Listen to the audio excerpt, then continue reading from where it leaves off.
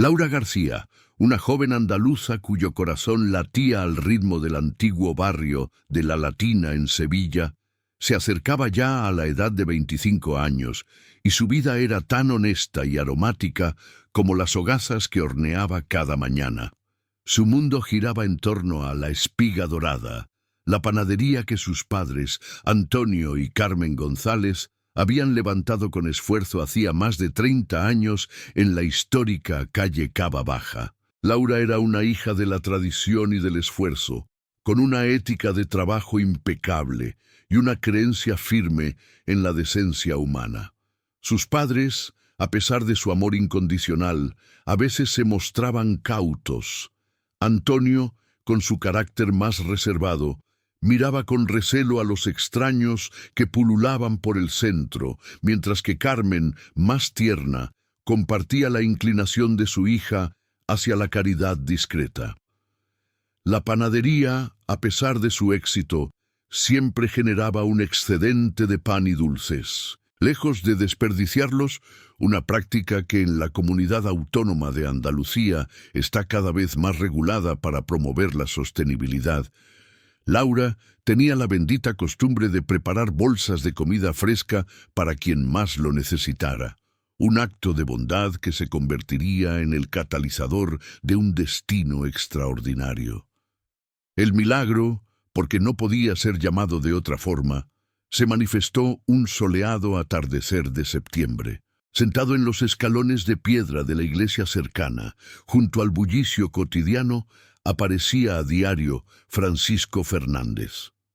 Era un anciano de unos 70 años, su figura desgastada por la vida, vestía ropas humildes, aunque curiosamente limpias, y una barbacana y revuelta le enmarcaba el rostro. Pero lo que cautivaba a Laura no era su aspecto de indigente, sino la nobleza de su pose y, sobre todo, la constante presencia de un libro entre sus manos. Leía a los clásicos, a los poetas, a los historiadores, y sus ojos, de un gris azulado intenso, eran profundos y sabios, completamente ajenos a la desesperanza que se esperaría encontrar. La joven, notando la tristeza melancólica en su mirada, mientras el sol se ponía tras el horizonte de la ciudad, cruzó la calle con una bolsa de pan de trigo y una focaccia sobrante. Francisco levantó la mirada y la evaluó con una intensidad inusual. Había algo en él que trascendía la simple mendicidad, una cualidad aristocrática en su porte, a pesar de la humildad de su vestimenta.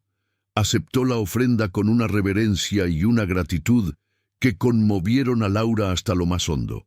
Desde aquel día, la entrega de la bolsa se convirtió en un ritual sagrado que se repetiría puntualmente durante 3 meses, tejiendo un hilo invisible pero firme entre ellos. Las conversaciones, al principio tímidas y cortas, pronto se transformaron en diálogos fascinantes.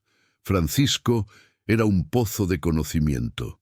Hablaba de arte renacentista, de la historia olvidada de los rincones de Sevilla, e incluso recitaba versos con una elocuencia sorprendente. Laura, nacida y criada en la ciudad, se sentía una turista ante la profundidad de sus anécdotas.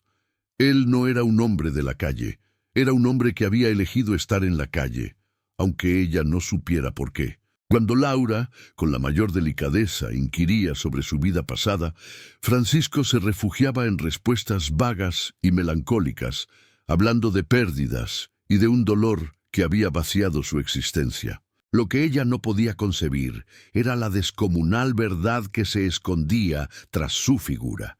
Este hombre gentil y erudito era Francisco Fernández, el propietario de Fernández Anijos, un imperio de bienes raíces y finanzas que abarcaba toda España y cuya fortuna personal ascendía a los 500 millones de euros. Su retiro en la calle Cava Baja era un experimento social y una catarsis personal nacida de una tragedia familiar. Francisco Fernández no había nacido rico. Había forjado su fortuna con 40 años de trabajo implacable, escalando desde los barrios más humildes hasta la cúspide del poder. Su vida, no obstante, se había fracturado con la dolorosa pérdida de su esposa, Elena Sánchez, quien había fallecido de una grave enfermedad hacía ya 5 años. En sus últimos momentos, a pesar de la devoción tardía de Francisco, él había percibido en los ojos de Elena un reproche silencioso por los 40 años dedicados al trabajo en lugar de a su familia. Tras el funeral, sus 3 hijos, Javier, Marta y David, se mostraron insensibles a su inmenso dolor. Solo les importó la herencia, dividiéndose el patrimonio con una frialdad que al magnate le resultó insoportable. Javier, el primogénito, buscaba vender la mansión de 3.000 metros cuadrados. Marta exigía las joyas familiares con descaro, y David reclamaba la colección de coches deportivos.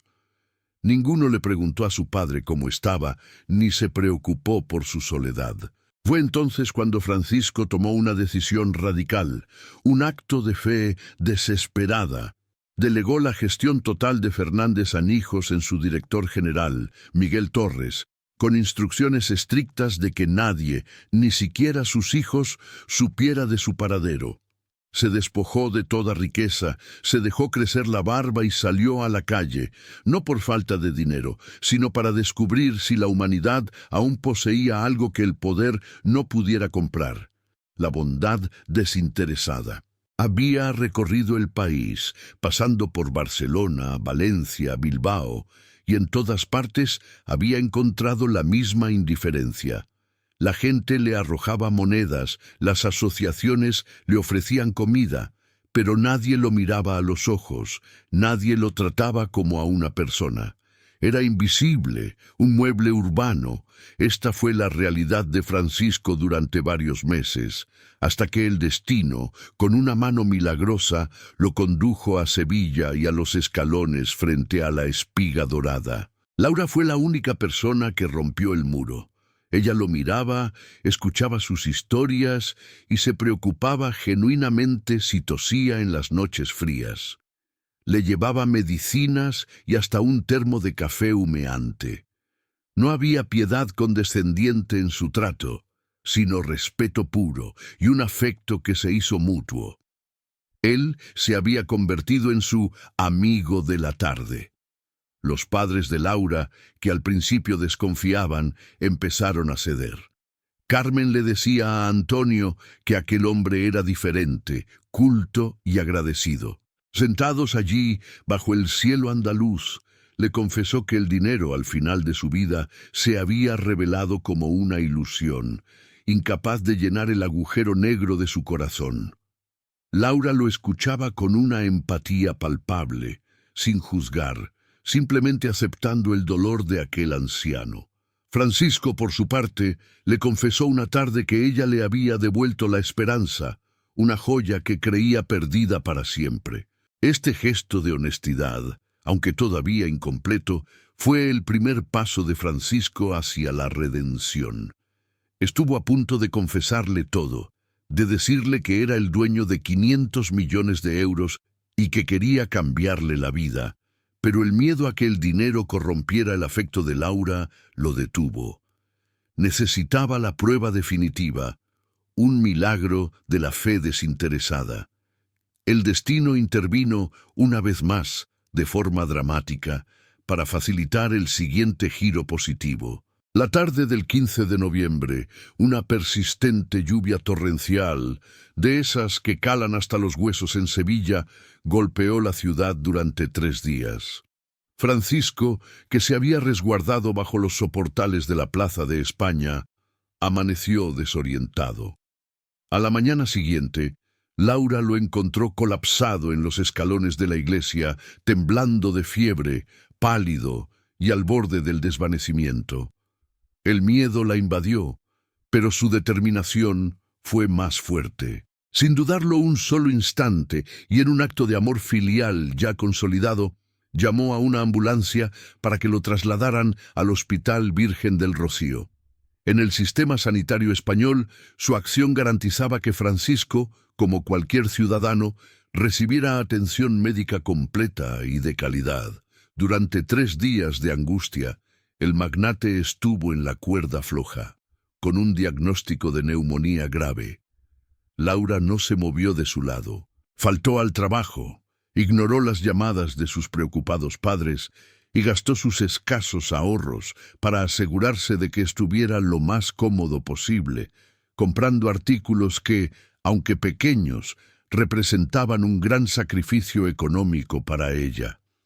El acontecimiento milagroso que selló el destino se produjo cuando Francisco, tras luchar contra la fiebre, abrió los ojos al cuarto día. Vio a Laura dormida incómodamente en una silla, con el rostro marcado por el cansancio. En ese momento se produjo un quiebre emocional irreversible.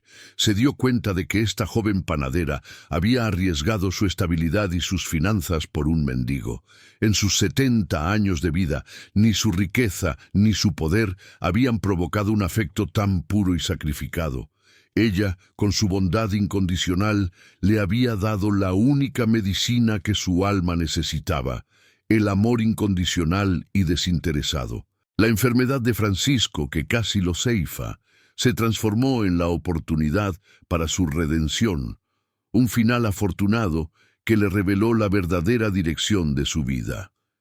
Estaba decidido a compensar a Laura, pero antes necesitaba la prueba final, una que eliminaría cualquier atisbo de duda sobre su pureza de corazón. Tras ser dado de alta y con una salud restablecida, Francisco le comunicó a Laura que debía marcharse de la ciudad para aceptar un supuesto trabajo en el norte, quizás en Galicia. Su rostro reflejó una tristeza genuina, pero lo aceptó con la dignidad de quien entiende que el otro debe buscar su futuro. En un acto de una crueldad necesaria, Francisco le reveló su problema. No tenía los 200 euros para el billete de tren y el inicio de su nueva vida. Sabiendo que esa cifra era casi todo lo que Laura había ahorrado con esfuerzo, la prueba era un tormento. Ella, sin titubear ni un segundo, le aseguró que conseguiría el dinero. Francisco sabía que la joven tendría que vender algo muy preciado o endeudarse. Al día siguiente, Laura apareció con un sobre que contenía el dinero, confirmando el milagro de la generosidad. Había vendido la cadena de oro que había heredado de su abuela, su único recuerdo de valor material. Francisco, conmovido hasta las lágrimas, entendió que no había más dudas que resolver. Tenía frente a sí a la única persona que lo había amado por quien era, y no por lo que poseía. Su experimento había concluido con un éxito rotundo y una revelación profunda. Era hora de terminar con la farsa y desvelar la verdad a la joven que le había salvado la vida y el alma. El magnate, al borde de la emoción y la gratitud, la miró y tomó la decisión de su vida. El momento de la verdad absoluta había llegado. La calle Cava Baja estaba envuelta en el silencio profundo de la noche sevillana, cuando el peso de la verdad finalmente doblegó a Francisco Fernández. Después de que Laura García le entregara los 200 euros obtenidos a través del sacrificio de su única reliquia familiar, la cadena de oro de su abuela, el magnate no pudo sostener más la farsa. Se había prometido a sí mismo no rendirse hasta estar seguro, pero el acto de Laura no era una simple prueba superada, sino un milagro de la fe manifestado en un gesto tangible. Sentados en los mismos escalones de piedra de la iglesia, bajo la luz mortecina de una farola, Francisco tomó las manos agrietadas de la joven, manos que conocían el rigor de amasar y hornear, y la miró con la intensidad de un hombre que acaba de renacer. «Laura», comenzó Francisco, su voz ronca por la emoción y el peso de 3 meses de mentiras. «Debes escucharme con atención. Y te pido, por favor, que no me interrumpas. Lo que voy a contarte es la verdad más increíble que jamás oirás, pero te juro que es tan real como el pan que me has dado cada tarde». La joven asintió, su rostro una mezcla de confusión y preocupación por la profunda turbación del anciano. Francisco respiró hondo, reuniendo el coraje que sus 70 años y 500 millones de euros no podían comprar. Yo no soy solo Francisco López, un anciano sin hogar que ha fallecido de pena y soledad, confesó. Mi nombre completo es Francisco Fernández, y el López era una simple fachada. Yo soy el dueño y presidente de Fernández Hijos, el holding financiero e inmobiliario más grande de Andalucía, con oficinas en Madrid, Barcelona y Valencia. Mi patrimonio asciende a los 500 millones de euros. El silencio que siguió fue denso, pesado y total. El rostro de Laura pasó por un espectro de emociones, incredulidad, luego una punzada de dolor y finalmente una carcajada nerviosa que resonó en el vacío de la noche. Creyó que la fiebre del hospital había regresado y que Francisco aún deliraba. Don Francisco, no diga tonterías, intentó tranquilizarlo. La neumonía ha sido dura. Descanse, mañana veremos un médico. Francisco no rió. El rostro de él era de una seriedad pétrea y de una verdad ineludible. Sacó de la mochila desgastada que se suponía contenía todas sus posesiones, un objeto que rompió el hechizo de la incredulidad. No un objeto lujoso, sino un teléfono móvil de última generación, apagado y guardado discretamente durante los 90 días de su experimento. Lo encendió y el smartphone inmediatamente se inundó de notificaciones urgentes, mensajes de voz y correos electrónicos de las últimas 72 horas. Seleccionó un contacto y activó el altavoz. La voz que respondió era tensa y formal, con el acento grave de la preocupación ejecutiva. Era Miguel Torres, el director general del holding. «Miguel», dijo Francisco con su voz de mando, esa voz que no había usado en 3 meses. «Soy yo, Francisco.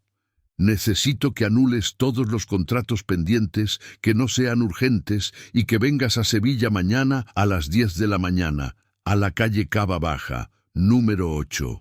Trae al abogado Blanco Jiménez y al contable del holding. La empresa ha estado 3 meses sin mí, pero ahora estoy de vuelta y tengo decisiones trascendentales que tomar. Y no llames a mis hijos. Necesito que seas discreto. He vuelto, sano, y tengo una nueva visión». Miguel, al otro lado de la línea, apenas podía articular el asombro. Después de confirmar la hora y el lugar de reunión, la voz de Francisco se suavizó al dirigirse a Laura. «¿Lo ves, hija? No soy un mendigo. Era un hombre que buscaba algo más valioso que todos mis hoteles de Barcelona y Madrid», explicó, su mirada llena de súplica. La risa de Laura se había detenido, sustituida por el blanco absoluto del shock. No podía comprender cómo el hombre al que había dado pan cada día era el mismísimo Francisco Fernández, cuya empresa aparecía en las noticias financieras de forma constante. Francisco entonces le contó la verdad completa, hilando los fragmentos de dolor que ya había compartido con la magnitud de su imperio. Le habló de Elena Sánchez, su esposa, que había fallecido tras una enfermedad larga y que él había intentado redimir el tiempo perdido a su lado. Le contó cómo sus hijos, Javier, Marta y David, habían perdido el rumbo, cegados por la avaricia y el derecho de cuna, y cómo se habían comportado de forma tan hiriente que le habían hecho perder toda fe en el amor filial y la decencia humana. «Me fui, Laura», le explicó con la voz temblando. «Dejé mi mansión de 3.000 metros cuadrados, mis coches, mis cuadros, y me convertí en el mendigo más rico de España solo para responder a una pregunta. ¿Existe aún la bondad que no espera nada a cambio? En todas las ciudades encontré indiferencia, piedad o desprecio. El experimento fue un fracaso aplastante hasta que llegué a Sevilla y te encontré a ti». Laura, sintiéndose traicionada y utilizada, intentó levantarse, con lágrimas de confusión y frustración brotando de sus ojos. «¿Por qué, don Francisco? ¿Por qué se burló de mí? Me hizo creer que era un pobre anciano para luego verme vender la cadena de mi abuela. ¿Para qué? Para confirmar una tesis. Me ha herido profundamente. El magnate, reaccionando con la humildad que había aprendido en la calle, se arrodilló torpemente frente a ella, con las manos juntas en señal de súplica. «No, mi niña, por favor, no pienses eso. La mentira fue mi escudo, no mi arma contra ti. En mis 70 años he visto cómo la gente cambia cuando huele el dinero. Mis propios hijos cambiaron. Tú, en cambio, fuiste la única que me vio como un ser humano, no como una billetera o un problema social. Me diste comida, me diste calor, me diste respeto. Y la prueba de la cadena fue mi última desesperación por saber si tu corazón era 100% puro. Y lo es. Es el corazón más rico que he conocido». En ese instante se produjo un acontecimiento milagroso y reparador. Francisco sacó de la mochila una pequeña caja de terciopelo. Dentro, resplandeciente, estaba la cadena de oro de la abuela de Laura. La había rastreado a través del joyero de la zona y la había recuperado aquella misma mañana. «Toma, hija. Esto vale mucho más que 200 euros, pero para ti es invaluable. No lo he pagado. He reparado mi error. Y he decidido que mi vida no puede seguir sin ti». Este gesto de restitución, de admitir su error con un acto de reparación inmediata, mitigó el dolor y la confusión de Laura. Entendió que el hombre arrodillado frente a ella era el verdadero Francisco, el que había sido roto por el desamor y redimido por la bondad. «En estos 3 meses has hecho por mí lo que mis 3 hijos no hicieron en 50 años. Me has devuelto la vida, no solo cuando me llevaste al Virgen del Rocío, sino cada tarde en la que me hacías sentir digno. Mis hijos me dieron la espalda el día después de que su madre falleció. Tú me has dado amor incondicional. Por eso, mi niña, he tomado la decisión más importante de mi existencia», declaró Francisco con firmeza. El magnate se puso de pie, su porte de repente recuperado, y le hizo una propuesta que era en sí misma un milagro de la generosidad y el destino. «Quiero que sepas que mañana, cuando lleguen mis ejecutivos, te demostrarán quién soy, y te contaré todos mis planes, pero antes de que te asustes por la cifra de 500 millones, quiero que sepas esto. Quiero adoptarte legalmente como mi hija». La adopción de un adulto en España no es un mero trámite. Requiere un juez que valide la existencia de una relación filial previa y estable, un lazo que la convalecencia en el hospital y los 90 días de afecto demostrado probaban de manera irrefutable. La intención de Francisco era clara. Quería que Laura fuera su heredera legítima, una decisión que, aunque compleja, era factible con su poder legal y la demostración de la profunda conexión emocional que se había formado. «Quiero dejarte mi legado, no como una deuda, sino como un acto de justicia divina. Mereces todo lo que tengo, porque has demostrado merecerlo. Mis hijos tienen derecho a la legítima que marca la ley, pero el resto de mi fortuna, mi corazón y mi nombre serán tuyos. Quiero que seas la dueña de Fernández & Hijos», concluyó Francisco, sus ojos brillando con una esperanza recién descubierta. Laura se quedó en silencio, asimilando la idea de que su futuro, que hasta hacía una hora giraba en torno a la venta de pan y los horarios de la calle Cava Baja, se había transformado en una inmensa responsabilidad de 500 millones de euros. La idea era aterradora, pero a la vez el afecto genuino de Francisco la envolvía. Él era el padre que su alma necesitaba, un hombre sabio que le ofrecía seguridad. El sol se levantó sobre Sevilla al día siguiente, prometiendo un día espléndido. Puntualmente, a las 10 de la mañana, el barrio de la calle Cava Baja se detuvo.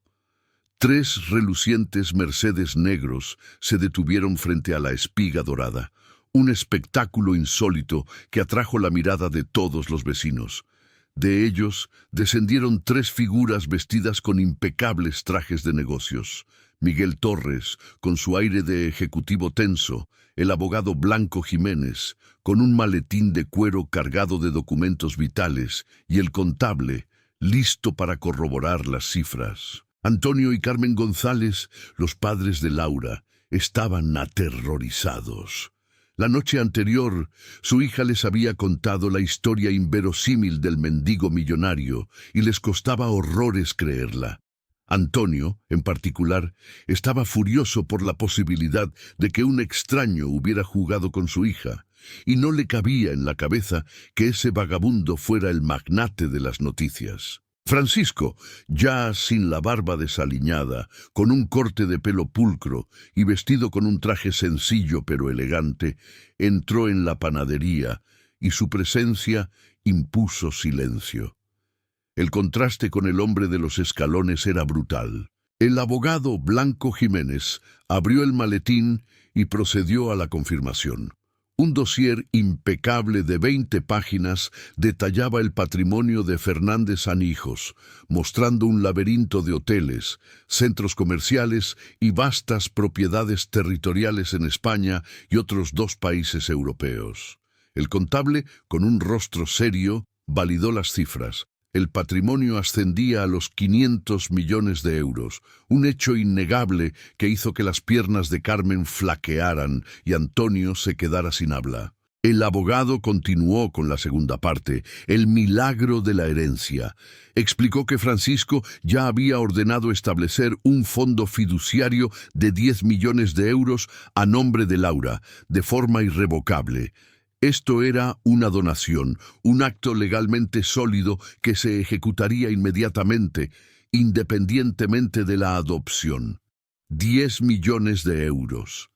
La cifra era tan grande que Laura no podía ni concebirla, un verdadero tesoro que le aseguraba el futuro a ella y a sus padres de por vida. Antonio, al oír la cifra, se transformó de padre furioso a hombre aturdido.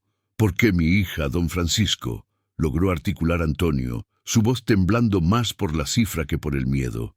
Francisco, con la voz serena de un patriarca, se sentó y les explicó la profunda razón.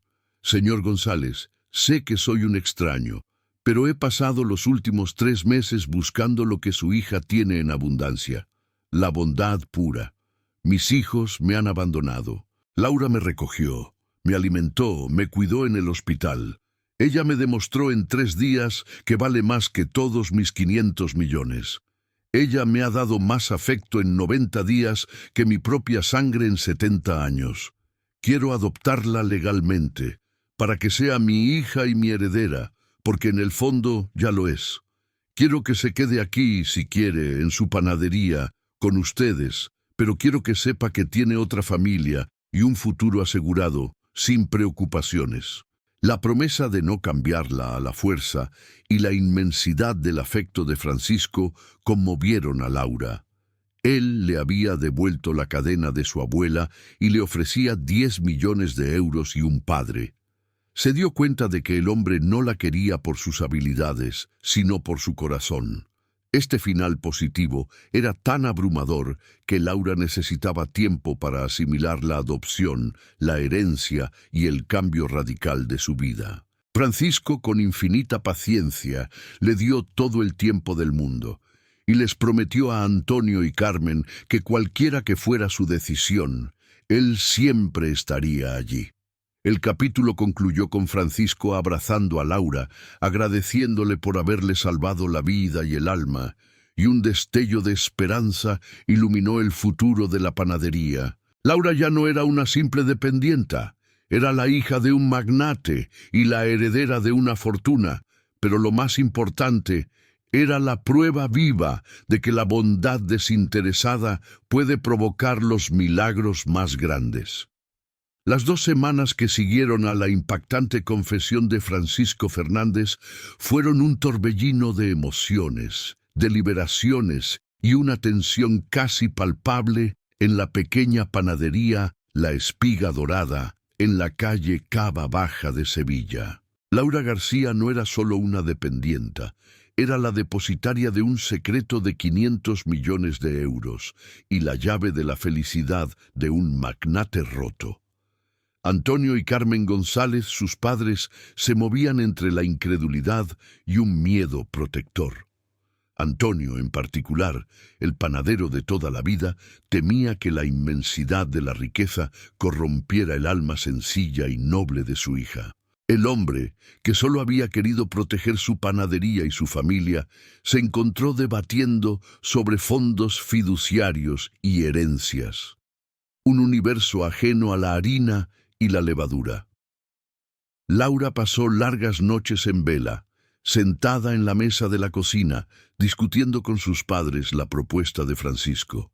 El fondo fiduciario de 10 millones de euros ya estaba en proceso de creación, un acto de generosidad que cambiaba la vida de la familia para siempre, independientemente de la adopción. No obstante, la adopción legal significaba heredar el nombre, el peso de Fernández Angijos y la responsabilidad sobre 500 millones de euros, sin contar los desafíos legales que seguramente plantearían Javier, Marta y David, los hijos biológicos de Francisco. Francisco, por su parte, demostró una paciencia infinita. Se había instalado discretamente en un hotel cercano, dejando claro que no presionaría, pero cada tarde acudía a la panadería. Ya no se sentaba en los escalones. Ahora, con su traje elegante, esperaba en un rincón discreto, tomando café y hablando de la historia de Sevilla con Carmen, o debatiendo sobre la mejor manera de fermentar la masa madre con Antonio. Lo más importante es que, al interactuar con ellos, no actuaba como un magnate, sino como el hombre amable que Laura había conocido en la calle. Había recuperado su porte, pero conservaba la humildad aprendida en su experimento. El acontecimiento milagroso que resolvió la angustia de Laura se produjo una tarde de viernes. Recibió una llamada urgente de Miguel Torres, el director general, informándole de que los 3 hijos biológicos de Francisco habían convocado una reunión de emergencia, temiendo una toma de control hostil o, lo que era peor, que su padre hubiera fallecido en secreto, dejando sus derechos de herencia en el aire.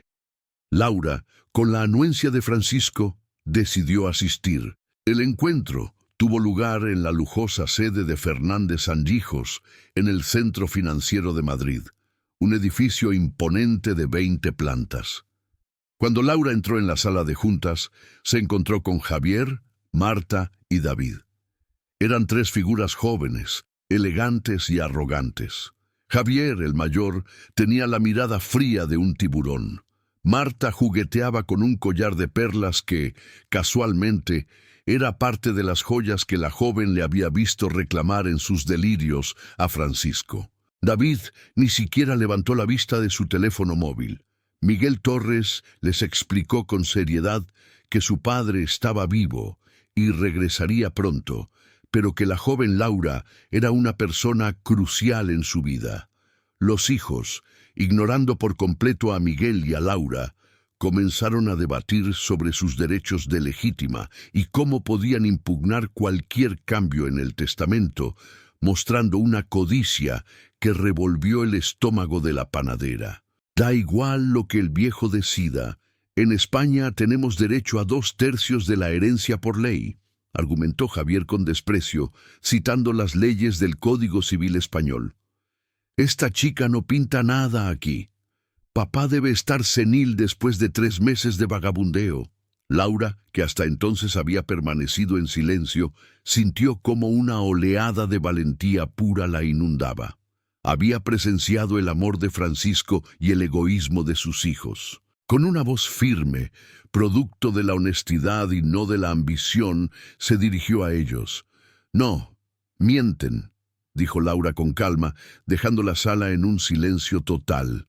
Su padre no está senil, estaba roto, solo y buscaba amor, no dinero. La parte de la legítima es la que les corresponde por ley, pero el tercio de libre disposición y la presidencia del holding se dan por mérito y por afecto, no por sangre. Yo solo quiero que él sea feliz y sienta que tiene una familia. Ustedes lo abandonaron cuando más los necesitaba, cuando su esposa falleció. Yo estuve allí cuando estaba al borde de ser ceifado por la enfermedad. La confrontación, que pudo haber terminado en un desastre, se transformó en un milagro de la honestidad. Laura no les pidió dinero ni poder, les mostró el espejo de su propio fracaso filial. Marta, al oír la palabra ceifado y recordar la enfermedad de su madre, apartó la mirada por primera vez, un atisbo de vergüenza en su rostro. La joven les dijo que no les guardaba rencor, pero que la única razón por la que Francisco quería darle su fortuna era porque ella le había demostrado que la bondad era más valiosa que el oro. Al regresar a Sevilla, Laura había tomado su decisión. Le comunicó a Francisco que aceptaba la adopción, pero no por el dinero, sino por el afecto. Pero añadió una condición que era el mayor de los milagros para Francisco. Quería que sus padres biológicos, Antonio y Carmen, también formaran parte de la nueva familia Fernández. No quería dejarlos atrás, quería que el amor que la unía a Francisco se extendiera para abrazar a sus verdaderos orígenes. Francisco, con lágrimas de felicidad en los ojos, no dudó ni un solo segundo. La condición de Laura era la prueba definitiva de su desinterés y la confirmación de su alma grande. En un acontecimiento de generosidad sin precedentes, Francisco puso en marcha un plan. Compró todo el edificio donde se encontraba la Espiga Dorada, un inmueble de 5 plantas en plena calle Cava Baja. Transformó los pisos superiores en lujosos apartamentos para Antonio y Carmen, asegurando su bienestar de por vida. Además, no cerró la panadería. Invirtió una suma considerable, 1.000.000 de euros en reformas, convirtiéndola en la Espiga Dorada Élite, un concepto de panadería artesana de lujo que se convertiría en la primera de una cadena. Antonio y Carmen pasaron de ser panaderos de barrio a coordinadores de Fernández Hijos Panadería, un nuevo nicho de mercado del holding, viajando por España para seleccionar los mejores ingredientes. La ceremonia de adopción fue un triunfo de la voluntad sobre la sangre. Se celebró en el fastuoso salón de actos del Ayuntamiento de Sevilla, con la presencia del alcalde y el mundo empresarial andaluz. Para la ley española, el caso era singular, pero el juez, conmovido por el relato de los 3 meses de cuidado desinteresado, validó la existencia de la relación filial. Laura García se convirtió legalmente en Laura García Fernández, hija adoptiva y heredera de una parte sustancial de la fortuna.